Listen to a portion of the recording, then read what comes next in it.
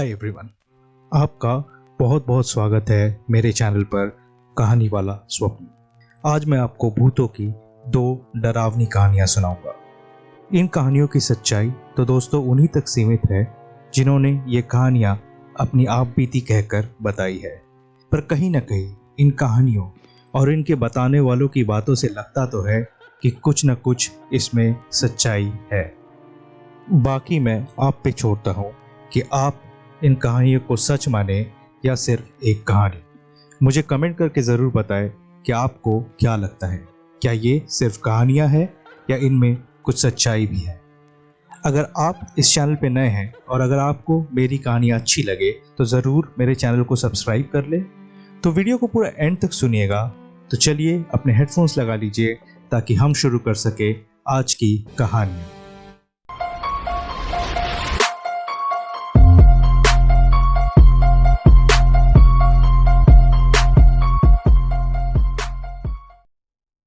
ये कहानी बहुत पुरानी है, लगभग 90 के दशक की। ये कहानी कैलकाटा यूनिवर्सिटी के इलेक्शन के दौरान हुई थी।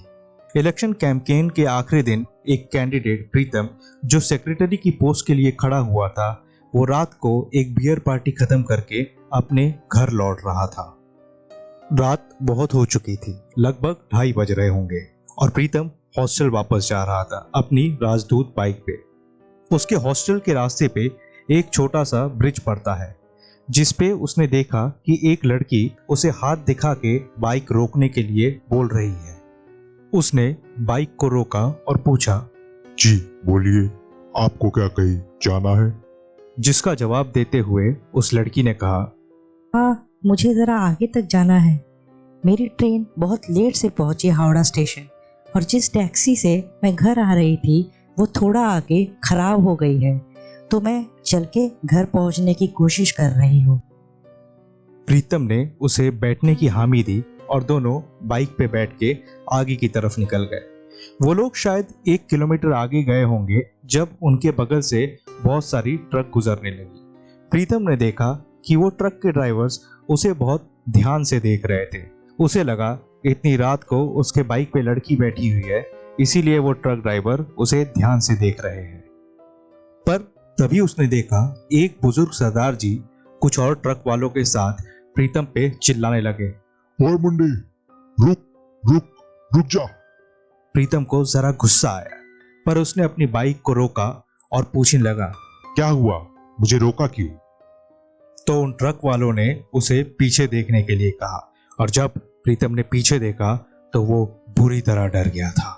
उसका सफेद कुर्ता खून से लाल हो गया था और उसके कंधे से भी खून निकल रहा था। ये देखते ही प्रीतम बहुत ज्यादा डर गया और डर के मारे बेहोश होकर गिर गया। प्रीतम को करीबी अस्पताल में दाखिल करवाया गया। जब प्रीतम को होश आया तो उसके एक कॉलेज के दोस्त ने बताया कि प्रीतम को हॉस्पिटल में कुछ ट्रक ड्राइवर लेके आए थे। उनमें से एक बुजुर्ग सरदार जी ने बताया था, हमने देखा ये मुंडा बाइक चला रहा है और इसके पीछे एक लड़की बैठी हुई थी जिसके दांत इसके कंधे में गड़े हुए थे और इसके कंधे से खून निकल रहा था। इसीलिए हमने इसे तुरंत रुकने को कहा और जैसे ही ये रुका, उस लड़की ने हमारी तरफ देखते हुए एक जोर की चीख मारी और इसके बाइक से छलांग लगा के चली गई। प्रीतम कुछ दिनों में बिल्कुल ठीक होके हॉस्पिटल से डिस्चार्ज तो हो गया, मगर आज भी वो उस रात को याद करके बुरी तरह कांप उठता है। तो आइए सुनते हैं आज की दूसरी कहानी। हाय एवरीवन, मेरा नाम सैफ है और ये घटना मेरे साथ 2019 में हुई थी।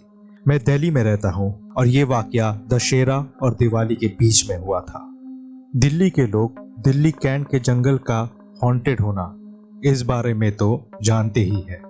मैं खुद एक ऐसा इंसान था जिसे पैरानॉर्मल चीज़ों में बहुत ज़्यादा दिलचस्पी थी। तो एक दिन मैं और मेरे कुछ दोस्तों ने ये तय किया कि हम दिल्ली कैंट के जंगल में जाएंगे और वो भी रात को 9 बजे के बाद। हम दिल्ली कैंट के इलाके में आ गए। जैसे ही हम जंगल वाले रास्ते में घुसे, वैसे ही अचानक तापमान में एक गिरावट आ गई। मैं खुद ये अच्छे से जानता था कि तापमान में गिरावट आना किस चीज़ का इशारा है। हमारे पास टॉर्च वगैरह तो कुछ थी नहीं, बस अपने अपने स्मार्टफोन्स थे।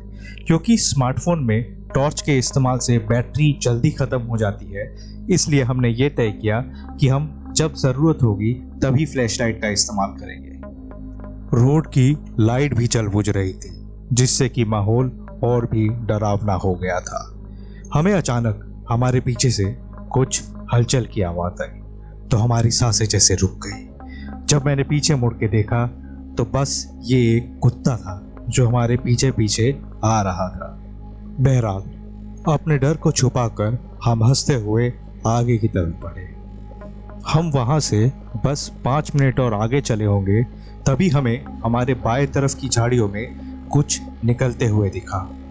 ये एक औरत थी जिसने सफेद कपड़े पहन रखे थे। पहले तो मुझे अपनी आंखों पे भरोसा ही नहीं हुआ कि जो मैं देख रहा हूँ क्या ये सही है। मगर जब मैंने देखा मेरे बाकी के दोस्त भी उसी तरफ देख रहे हैं, तो मुझे यकीन हो गया कि जो मैं देख रहा हूँ वो ठीक ही है। हम वहां पे करीब 5 सेकंड तक चुपचाप उस औरत की तरफ देख रहे थे और वो हमें। करीब 5 सेकंड बाद मैंने अपने होश संभाले और चिल्लाते हुए उल्टे कदम भागा, चलो चलो यहाँ से निकलो अभी के अभी। हम सब भागते भागते जंगल वाली रोड को पार करके मेन रोड पे आ गए।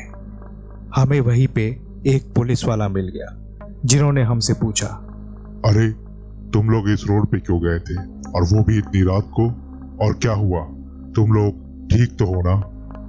हमने पुलिस वाले को पूरा वाकया बताया, तो उन्होंने हमसे कहा, तुम लोगों को इतनी रात यहाँ नहीं आना चाहिए था। लोग इस रास्ते को तो सुबह भी नहीं लेते।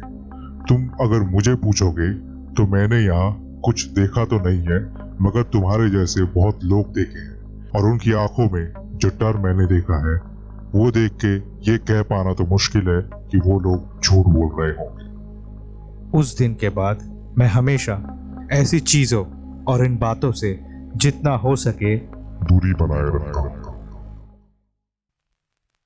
तो दोस्तों, इन कहानियों को सुन के आपको क्या लगता है? क्या इन लोगों ने जो किया वो ठीक किया? क्या प्रीतम को भरी रात अपनी बाइक रोकनी चाहिए थी किसी लड़की को लिफ्ट देने के लिए? या फिर क्या सैफ को इतनी रात ऐसे जंगल में जाना चाहिए था जो कि वो अच्छे से जानता था हॉन्टेड है? अगर आप इनकी जगह होते तो आप क्या करते? मुझे कमेंट में ज़रूर बताएं। अगर आप चाहते हैं आपकी किसी कहानी को मैं अपनी आवाज़ दूं, तो डिस्क्रिप्शन में दिए गए ईमेल एड्रेस पर मुझे अपनी कहानी ज़रूर भेजें। आप मुझे इंस्टाग्राम पर भी फॉलो कर सकते हैं, और चाहे तो वहाँ पर भी मुझे अपनी कहानी भेज सकते हैं। मेरी आईडी है कहानी वाला स्वप्न। अगर आप मेरे ये वीडियोस देख रहे हैं और अगर आपको ये वीडियोस अच्छे लगते हैं तो ज़रूर मेरे चैनल को सब्सक्राइब कर लें, और हाँ, नोटिफिकेशन बेल को भी दबा दें ताकि अगली बार जब भी मैं वीडियो डालूं आपको नोटिफिकेशन सबसे पहले मिले। तो मिलते हैं अगली बार कुछ नई कहानियों, कुछ नए किस्सों के साथ। तब तक के लिए आप सभी अपना ध्यान रखें।